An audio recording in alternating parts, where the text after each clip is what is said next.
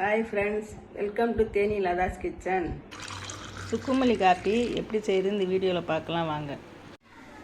சுக்குமல்லி போகிறதுக்கு இந்த அளவுக்கு சுக்கு எடுத்துக்கோங்க. கல்லில் தட்டிக்கோங்க.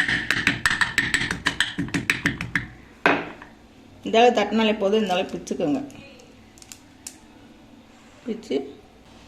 பிச்சுட்டு உள்ள கிணத்துக்குள்ளே போட்டுருங்க. அடுத்து சுக்குமல்லி அரைக்கிறதுக்கு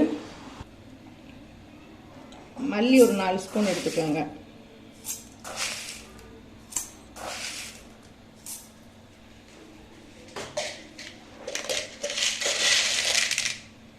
மிளகு 1 ஸ்பூனு. இதை போட்டு பொடி பண்ணிக்கலாம்.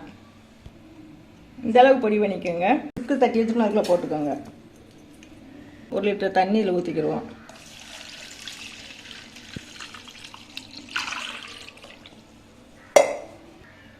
இப்போ எனக்கு அச்சு வெல்லம் இருக்கிறதுனால போடுறேன். மண்டவெல்லம் போடனாலும் போட்டுக்கோங்க.